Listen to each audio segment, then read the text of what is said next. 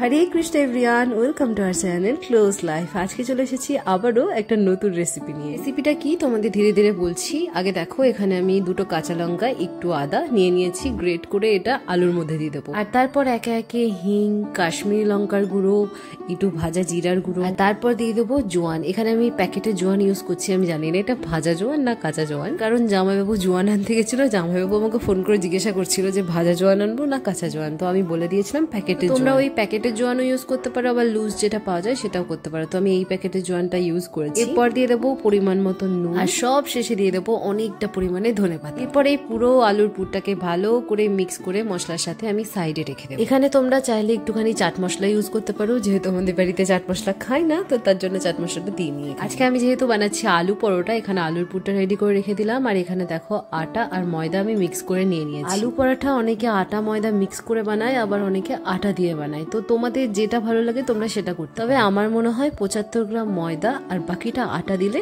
একটু বেশি ভালো। এরপর এখানে পরিমাণ মতন লবণ আর সামান্য তেল দিয়ে ভালো করে এটাকে ময়াম করে। ওদিকে যতক্ষণে মা আটা মাখছে ততক্ষণে আমি তোমাদের সাথে চলো শেয়ার করি আমার ফেভারিট টমেটো চাটনি। এখানে প্রথমে একটা কড়াই নিয়ে নিয়েছি, আর তাতে সামান্য পরিমাণ তেল দিয়ে দিয়েছি। এদিকে তেলটা একটু গরম হয়ে গেলে তাতে দিয়ে দেবো সামান্য পাঁচফোড়ন আর হিং। আর এখানে দেখো মা বড় বড় সাইজ করে টমেটো বানিয়ে রেখেছে, সেই টমেটো গুলো এখন আমি তেলের মধ্যে দিয়ে দিই। চলো তোমাদেরকে বলি এই টমেটো চাটনির সাথে কি কি খেতে ভালো লাগে। প্রথমত সব থেকে বেশি যেটা ভালো লাগে সেটা হচ্ছে গরম গরম অন্ন, তারপর তো পরোটা, রুটি, ইডলি, মানে টক টক চাটনি হয় তো সবকিছুই ভালো লাগে এটা। এখানে দেখো আমি সামান্য পরিমাণ হলুদ দিয়ে দিচ্ছি, তারপর পরিমাণ মতন লবণ দিয়ে ভালো করে মিক্স করব। ততক্ষণে এই চাটনিটা রেডি হচ্ছে, ততক্ষণে চলো তোমাদের কিছু কমেন্ট যেগুলো আমাদের খুব ভালো লেগেছে সেগুলো শেয়ার করি একবার। আমাদের ইউটিউব থেকে একটা কমেন্ট পেয়েছি যেটা আমাদের দুজনের খুব ভালো লেগেছে। নামটা আমি ঠিক বুঝতে পারছি না, নাহলে নামটা অবশ্যই আমি এখানে বলছি। সে কমেন্ট করেছে তোমাদের ভিডিওর সব থেকে যেটা বেশি ভালো লাগে সেটা হচ্ছে দাদা আর দিদির ভয়েসটা।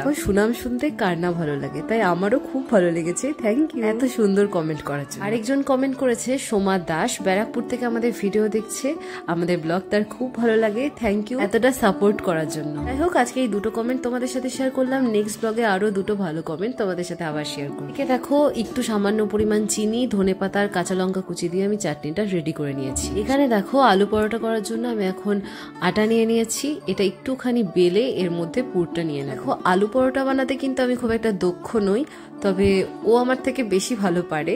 আজকে যেহেতু নেই, আমি ওর হাতের বানানো আলুর পরোটাই কিন্তু আমাদের বৈদিক ফ্লেভার্স এর বেশি সেল হওয়া আইটেমগুলোর মধ্যে। ওই রকম হয়তো আমি পারবো না, তবে আমি আমার মতন করে চেষ্টা করছি একটু টেস্টি আলুর পরোটা বানাবো। আলুর পরোটা দেখতে মনে হয় খুবই সহজ, যেটা আমারও মনে হতো যে এটা বানানো কোনো ব্যাপারই না। কিন্তু আলুর পরোটার মধ্যে সব থেকে টাফ যে কাজটা সেটা হচ্ছে এই যে এটা পুর ভরে সেটা এটা কখনোই তুমি একবারেই পারবে না, অনেকবার চেষ্টা করতে করতে তবে গিয়ে ভালো হবে। এই অবস্থাতে দেখে মনে হবে আমার আলুর পরোটা খুব সুন্দর হচ্ছে, যেটা আমিও মনে করছিলাম। তো কিছুক্ষণের মধ্যেই আমার ধারণাটা পুরো ভুল হয়ে যায়। তার কারণ যখন বেলতে বেলতে দেখি আলুর পরোটার আলু দেখা যাচ্ছে, শুধুমাত্র দেখাই যাচ্ছে না, আলুর পুরটা একটু একটু বেরিয়েও যাচ্ছে। মনটাকে শক্ত করে কিন্তু আমি পরোটা বেলতেই আছি, না হলে যে আবার কাঁচা। তারপর এখানে দেখো একটা বড় সাইজের তাওয়া নিয়ে নিয়েছি, মানে এটা আমার বাবার তাওয়া। বাবা যখন বাইরে থাকতো বাবা এটা ইউজ। এখানে দেখো ভিডিও অন না করার আগে আমার আলুর পরোটা অনেকটা ভাজা হয়ে গেছে, কারণ আমি খুব টেনশনে ছিলাম যে কি। দেখো কোনো জায়গা দিয়ে ফুটো হয়ে কিন্তু আলুর পুর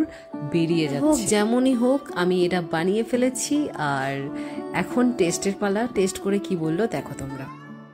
জামাইবাবু কেমন খেতে? So tasty, Tilottama's kitchen. ও এখন ক্লাউড কিচেন, বৈদিক ফ্লেভারস। তাকাও ক্যামেরার দিকে। দেখলে তো জামাইবাবু বললো খুব টেস্টি হোক। আজকের রেসিপিটা তোমাদের কেমন লাগলো জানিও। তোমরা কিন্তু বাড়িতে অবশ্যই ট্রাই করো, বানিয়ে দেখো, আর খেয়ে আমাকে জানিও কমেন্ট করে যে তোমাদের কেমন। তোমাদের মধ্যে একজন কমেন্ট করেছো ময়দার সবজি আমার রেসিপিটা দেখে তোমরা বানিয়েছো, আর যেটা খুব সুন্দর হয়েছিল খেতে। Thank you. আজকের জন্য এতটুকুই। আবার দেখা হচ্ছে নেক্সট ব্লগে। যদি কিছু ভালো লেগে থাকে চ্যানেলটাকে সাবস্ক্রাইব করে দিয়ে পেজটাকে ফলো করে রেখো। হরে কৃষ্ণা।